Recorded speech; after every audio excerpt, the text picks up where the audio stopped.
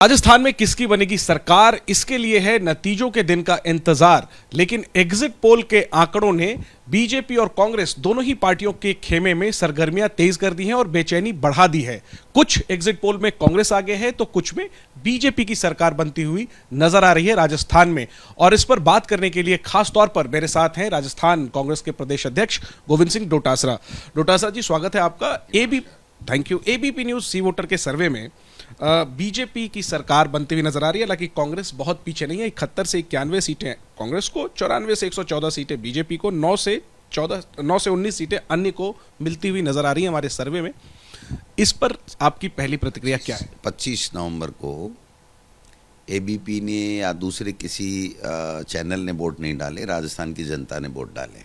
इसलिए राजस्थान की जनता जो कहती है वो ये कहती है कि राजस्थान में अच्छी सरकार चली है, गुड गवर्नेंस रहा है, योजनाएं अच्छी हैं, बजट का इम्प्लीमेंटेशन अच्छे से हुआ है, हर वर्ग को साथ लेकर के चला गया है, 36 कौमों को साथ लेकर के उनके लिए योजनाएं बनाई गई हैं, महंगाई से राहत दिलाई गई है, किसान को सशक्त बनाया गया है, मातृशक्ति को उसकी सामाजिक सुरक्षा दी गई है।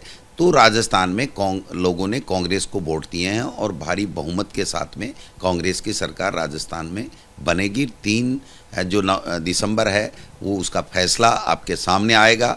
तो ये सारे जितने भी सर्वे कह रहे हैं ये सब गलत साबित होंगे और पूर्ण बहुमत के साथ में राजस्थान में कांग्रेस की सरकार बनेगी। आंतरिक असेसमेंट, इंटरनल असेसमेंट क्या है कांग्रेस पर? असेसमेंट यही है कि पूर्ण बहुमत के साथ, पिछली बार हम 1 सीट कम आए थे, अब की बार पूर्ण बहुमत के साथ में कांग्रेस की सरकार बन रही है।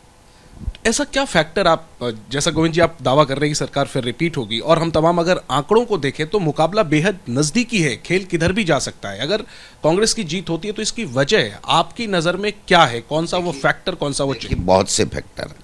पहली बात तो हमारी सरकार ने जो कहा वो किया। किसान के कर्जे माफ से लेकर के 10 तरीके की गारंटियां दी, कोरोना काल में बेहतर मैनेजमेंट हुआ, गुड गवर्नेंस हुई, और जो है ये 7 गारंटियां आगे, घोषणा पत्र, फिर राहुल गांधी जी का जो मुद्दों को लेकर के 4000 किलोमीटर की यात्रा, खड़गे साहब का नेतृत्व और उनका कैंपेन, जो प्रियंका जी का आना, कैंपेन करना, महिलाओं को पूरी तरीके से आश्वस्त करना कि हम आपके साथ में खड़े हैं। तो ये सारे जो चीज़ें हैं, और हमने यूनाइट होकर के चुनाव लड़ा, हमारे में कोई किंतु परंतु नहीं थी। चौथी बात जो मैं कहने जा रहा हूँ कि भारतीय जनता पार्टी के पास में न तो यहाँ कोई नेतृत्व था, न कोई नेता था, केवल और केवल मोदी जी और अमित शाह के भरोसे वो बैठे थे। जो मोदी जी और अमित शाह जी कोई करिश्मा नहीं कर पाए, न उनके स्पीच में दम था, न उनके कैंपेन में दम था।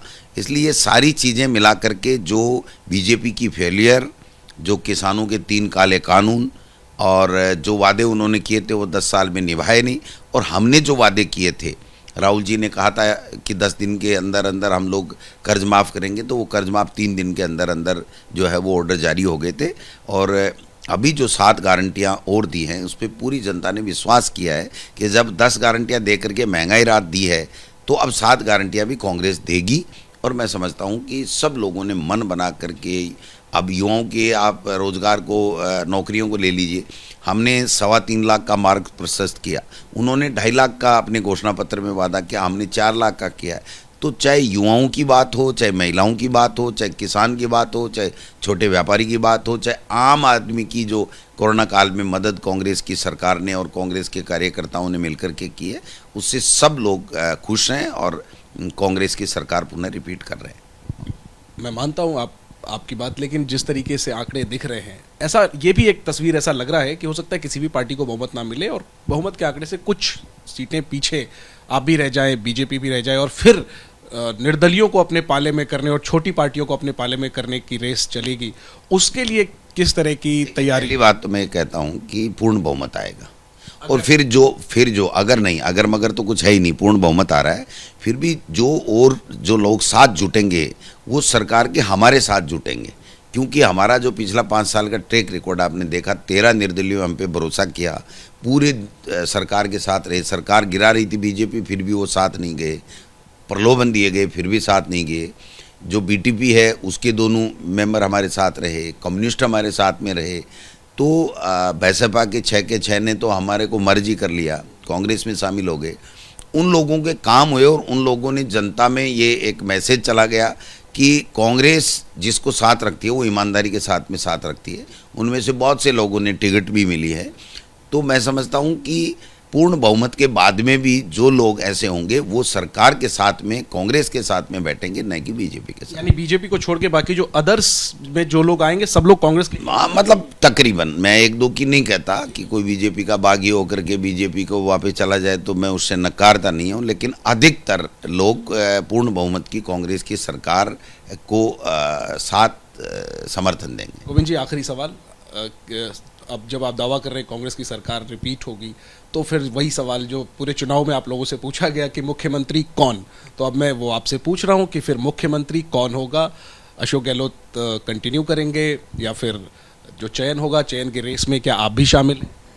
देखिए, हमारे यहाँ बहुत परंपरा जो है वो क्लियर है बहुत ही। पार्टी हाईकमान ने पहले ही कह दिया था कि हम सामूहिक नेतृत्व में चुनाव लड़ रहे हैं, और जीतने के बाद में जो पार्टी आलाकमान है वो विधायकों की राय लेकर के अपना फैसला करता है, और उस फैसलों को हम पहले भी मानते रहे, आज भी हम मानेंगे।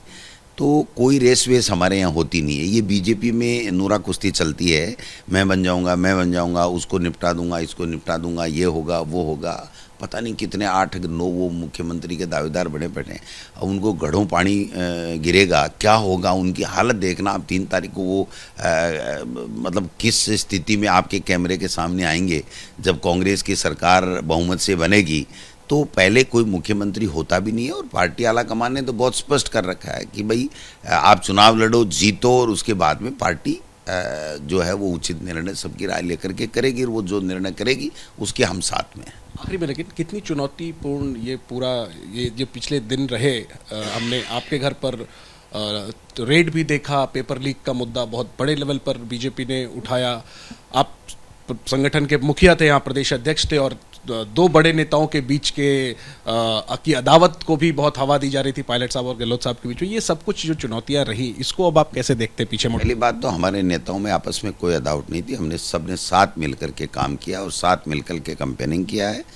तीसरी चीज़ रहा सवाल रेड का, तो ये तो बीजेपी का जो है वो हथियार हैं चुनाव लड़ने। चुनौती क्या रही? बेसिकली मैं ये पूछना चाह रहा हूँ कि चुनौती हमारे सामने चुनौती केवल एक ही रही कि ये दिल्ली से आके झूठ बोल रहे थे, ईडी इनकम टैक्स सीबीआई का दुरुपयोग कर रहे थे, तो लाल डायरी का मुद्दा बनाया जा रहा था, कोई मुद्दा नहीं था। अगर ऐसा कुछ होता तो क्या ये बख्श देते मोदी जी और अमित शाह?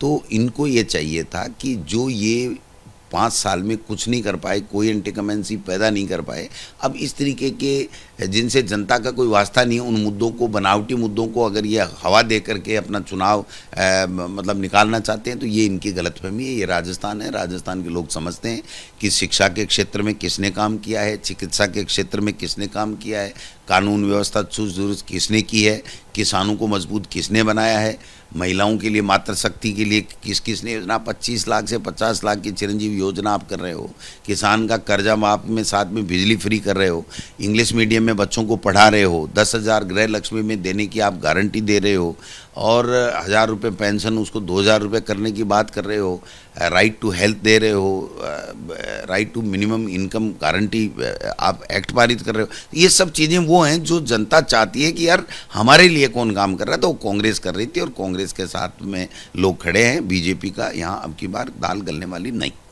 जी।